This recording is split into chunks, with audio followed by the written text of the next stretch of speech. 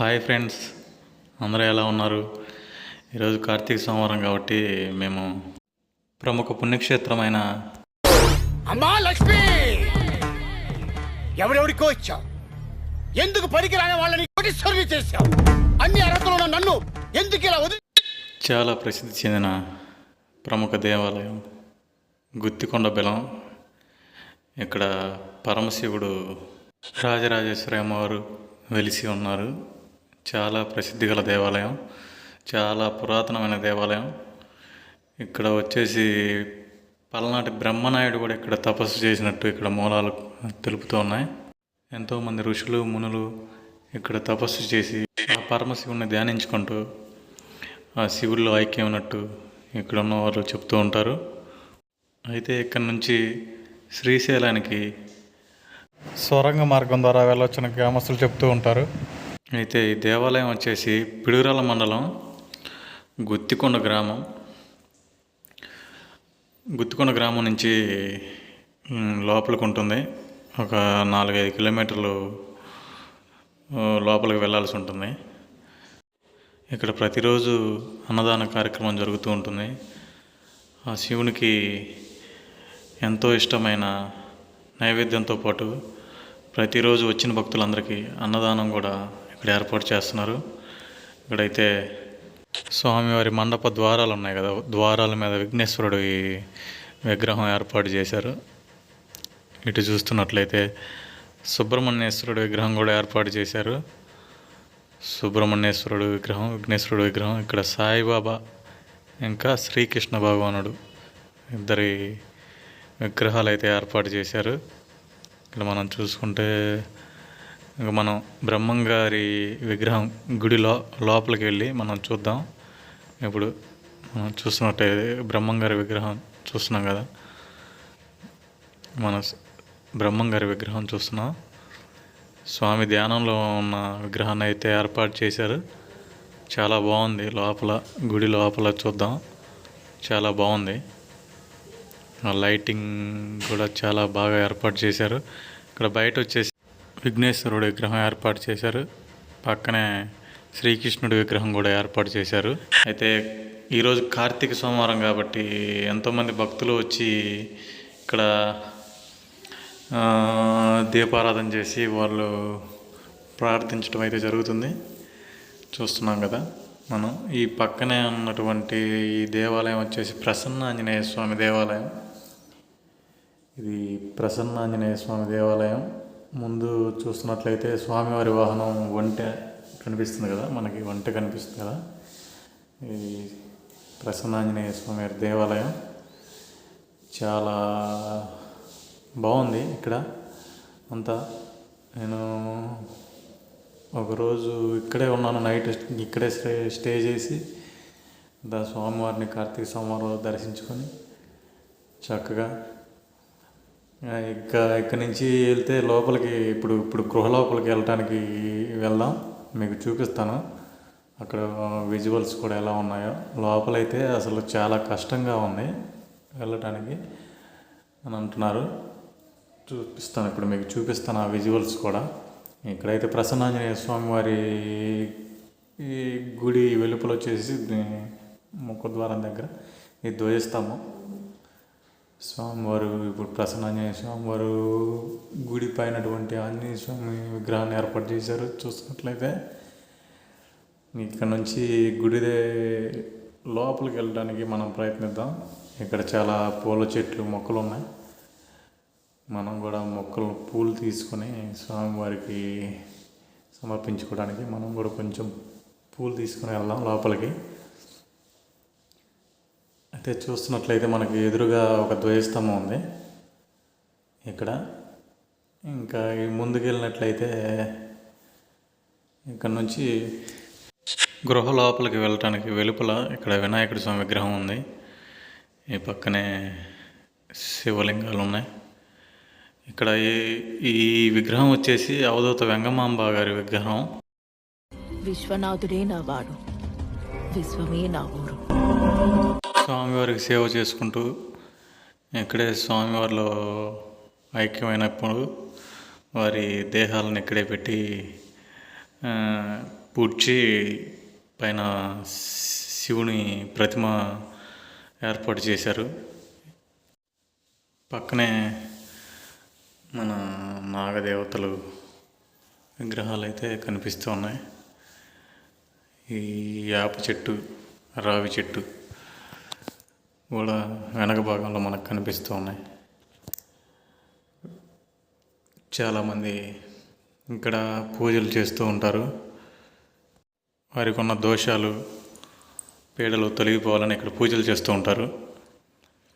ఈ పక్కనే మనకి వినాయకుడి గుడి అయితే కనిపిస్తుంది. పక్కనే వినాయకుడి గుడి ఉంది. విగ్రహం, మనం చూస్తున్న విగ్రహం చాలా బాగుంది విగ్రహం అయితే. ఇది ఇప్పుడు మనం ఇక్కడ నుంచి లోపలికి వెళ్తాం. ఇక్కడ నుంచే లోపలికి వెళ్తాం మనం సొరంగ మార్గంలోకి. ఇక్కడ చూస్తున్నారు కదా, పోలీసు వారి హెచ్చరిక: బెలం లోపల దీపారాధన చేయరాదు. ఎందుకంటే మనకి సీనియర్ సిటిజన్స్ ఉంటారు కదా, వాళ్ళు లోపల బెలం లోపల మనకి శ్వాస తక్కువగా, మనకి ఆక్సిజన్ తక్కువగా ఉంటుందన్నమాట. వారు శ్వాస ఇబ్బంది పడతారని అందుకని లోపల దీపారాధన చేయొద్దని చెప్తున్నారు. ఇక్కడ మనం చూస్తున్నట్లయితే బెలం లోపలికి వెళ్ళడానికి మనకి 30 రూపాయలు ఛార్జ్ చేస్తున్నారు.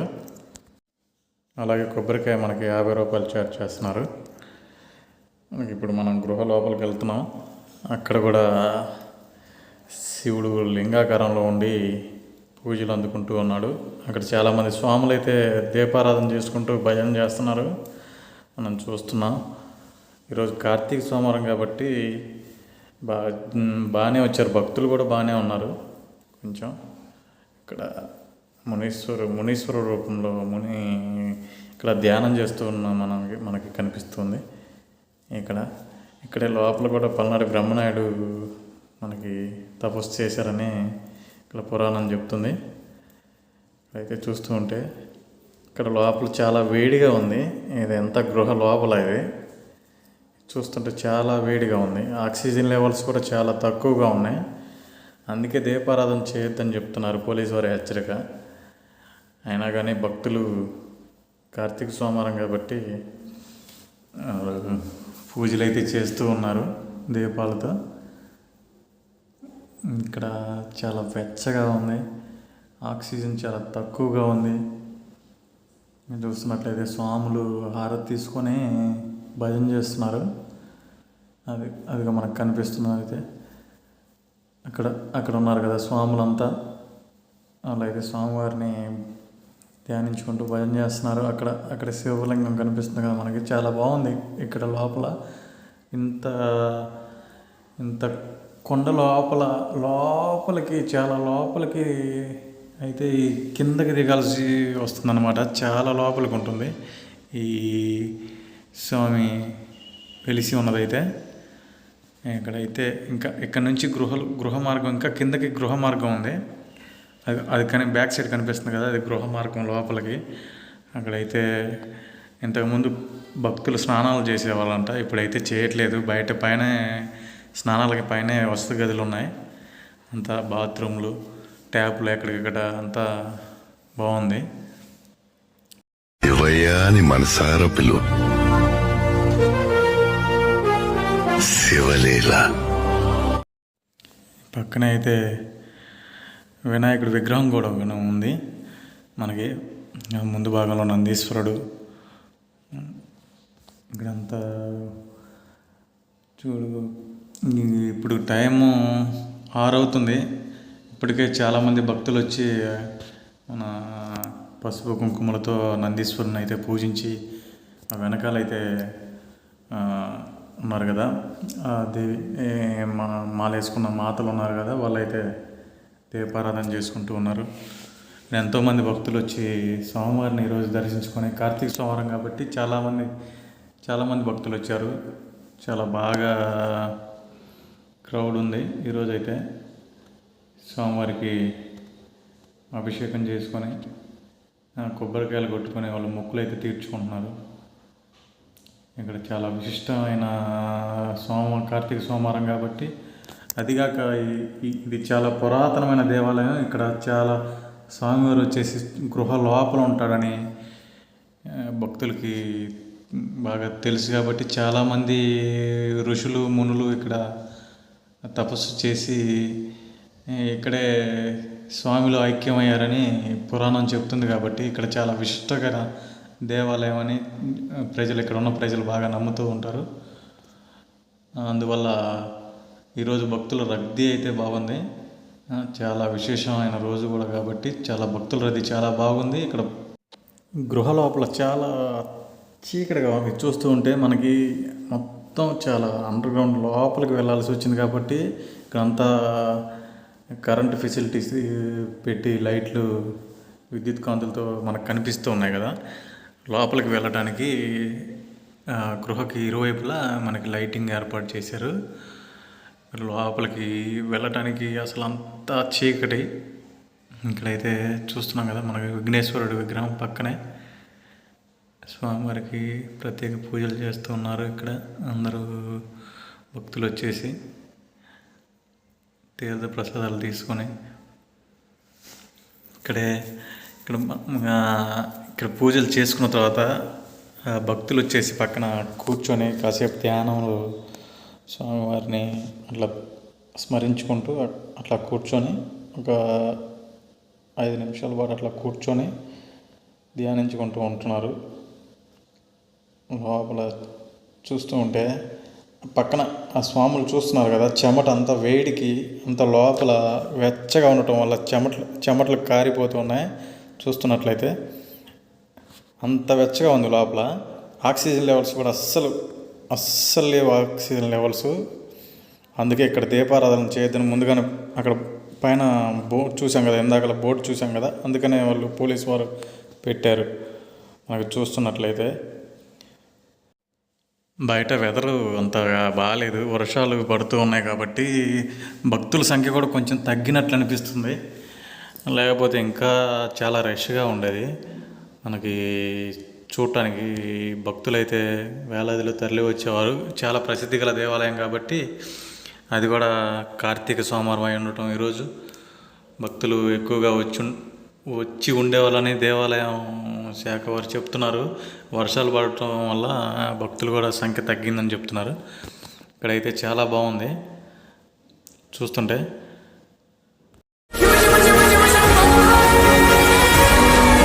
జరిగిపోయింది సామి, వాడిలో ఇప్పుడుంది నరుడు కాదు శివుడు.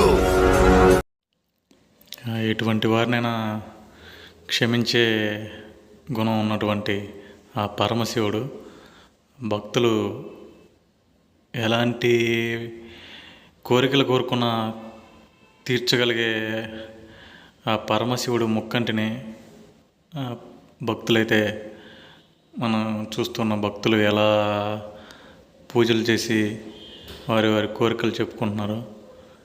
చూస్తుంటే స్వాములు అందరూ కూడా చాలామంది స్వాములు వచ్చారు. ఇక్కడ నిద్ర చేయడానికి స్వాములు చాలామంది వచ్చారు. నిద్ర చేసి పొద్దునే స్వామివారిని దర్శించుకొని స్వామివారికి కొబ్బరికాయలు కొట్టి వారి మొక్కుల్ని చెల్లించుకుంటున్నారు. ఇప్పుడు మనం చూస్తున్నాం చూడండి, ఈ బ్యాక్ సైడ్ ఇప్పుడు గృహ లోపలికి వెళ్ళడానికి దారి చూస్తున్నాం. అది చూడండి ఎలా ఉందో లోపల, గృహ లోపల అంతా. అక్కడికి వెళ్ళాలి. ఇప్పుడు మనం కిందకైతే వెళ్దాం. చూపిస్తున్నాను కదా, అక్కడి నుంచి లోపలికి వెళ్ళడానికి మనం ట్రై చేద్దాం. ఇప్పుడు 2 దారులు మనకు కనిపిస్తూ ఉంటున్నాయి. పక్కనే 2 దారులు ఉన్నాయి. ఇంకా ఉన్నాయి కానీ దారులు దేవాలయం వాళ్ళు చెప్తున్నట్లయితే వాళ్ళు మూసేశారంట.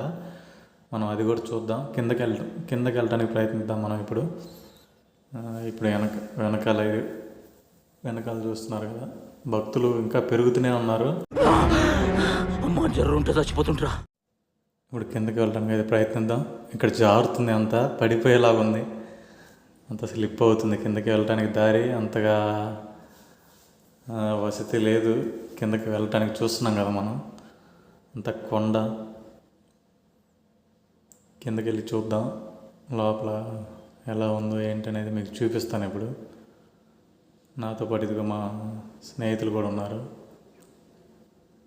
శివస్వామి, ఆంజనేయ స్వామి మాల వేసుకుని ఉన్నారు చూడండి. వాళ్ళతో పాటు వెళ్ళి మనం కిందకి వెళ్ళి కలిసి చూద్దాం. లోపల ఏముందో ఎలా ఉందో చూపిస్తాను మీకు ఇప్పుడు. చాలా వేడిగా ఉండి చెమటలు పోస్తున్నాయి ఇక్కడైతే. అక్కడ చూస్తున్నట్లయితే అదిగో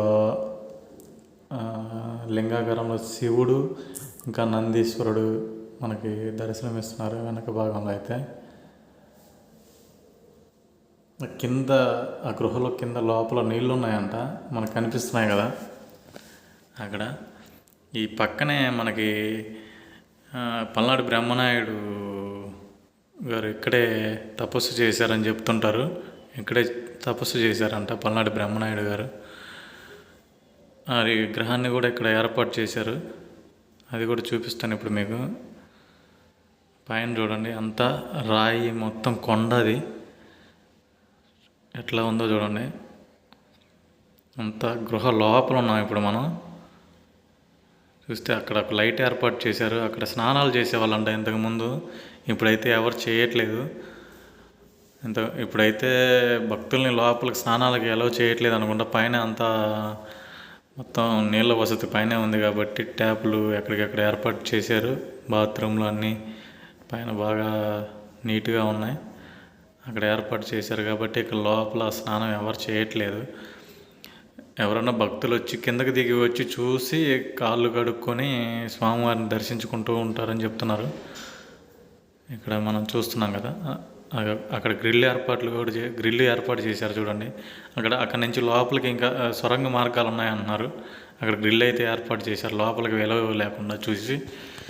ప్రభుత్వం వారు, పోలీస్ శాఖ వారు అక్కడ గ్రిల్ ఏర్పాటు చేశారు అక్కడికి. ఇక మనం చూస్తున్నాం కదా పల్నాడు బ్రహ్మనాయుడు గారి విగ్రహం ఇక్కడ ఉంది, ఏర్పాటు చేశారు. ఇది ఇక్కడే పల్నాడు బ్రహ్మనాయుడు గారు తపస్సు చేశారని చెప్తుంటారు. ఇక్కడ విగ్రహం కూడా ఏర్పాటు చేశారు వారి ఇక్కడే తపస్సు చేసినట్లుగా. మనం ఇంకా కిందకి దిగుదాం. అక్కడ వాటర్ ఉన్నాయి, అక్కడ వాటర్ కనిపిస్తున్నాయి కదా. కొండ చూడండి బాగా లోపల కింద నుంచి వాటర్ ఉన్నాయి. ఇది పైకి విజువల్స్. ఇది మనం ఇప్పుడు ఎట్లా అయితే దిగామని చూసారా, ఆ పై విజువల్స్ అవి. చూస్తున్నట్లయితే ఇక్కడ ఇంకా చాలా చీకటిగా ఉంది, ఇంకా వెచ్చగా కూడా చాలా వెచ్చగా ఉంది. అసలు ఆక్సిజన్ లెవెల్స్ లేవు మొత్తం. ఇంకా పైన సీనియర్ సిటిజన్స్ అయితే ఇక్కడ చాలా జాగ్రత్తలు తీసుకోవాలి ఇక్కడ, ఎందుకంటే ఆక్సిజన్ లెవెల్స్ తక్కువగా ఉన్నాయి. ఈ గుడి బయట అయితే ఇక్కడ రుద్రాక్ష మాలలు, ఇవి నరదిష్టి తగలకుండా తులసి మాలలు, రుద్రాక్ష మాలలు, ఇంకా కరంగిలి మాలలు అని బయట అయితే ఏర్పాటు చేసి ఉన్నారు. అక్కడ చూస్తున్నాం కదా మనం. ఆ నరదృష్టికి అయితే అక్కడ చేతికి కంకణాలాగా అట్లా కడుతూ ఉన్నారు. ఇవి ఒక్కొక్కటి 30 రూపాయలు ఛార్జ్ చేస్తున్నారు. కరంగిలి మాల ఒరిజినల్ కాదు అని నేను తీసుకోలేదు నేనైతే. ఇక్కడ తులసి మాలలు, రుద్రాక్ష మాలలు అన్నీ ఉన్నాయి. నాతో పాటు వచ్చిన నా స్నేహితులు అయితే తీసుకున్నారు. నరదృష్టికి ఈ కంకణాలు బాగుంటాయి, మీకు పూజ చేసి వేస్తాను అని అక్కడ ఉన్న స్వామి చెప్తే తీసుకున్నారు. పక్కనే అయితే స్వామివారి దారాలు, జెండాలు అవి అమ్ముతున్నారు. ఆ వెనక భాగంలో ఉన్నది అవధూత వెంగమాంబ గారి అక్కడే జీవసమాధి అయినట్లు అక్కడ దేవాలయంలో చెప్తూ ఉన్నారు అక్కడ గ్రామస్తులు. ఇవైతే అన్నదానం చేస్తూ ఉంటారు. చూశారు కదా, మరిన్ని కొత్త వీడియోస్తో మేము ముందుకు వస్తాను. బాయ్.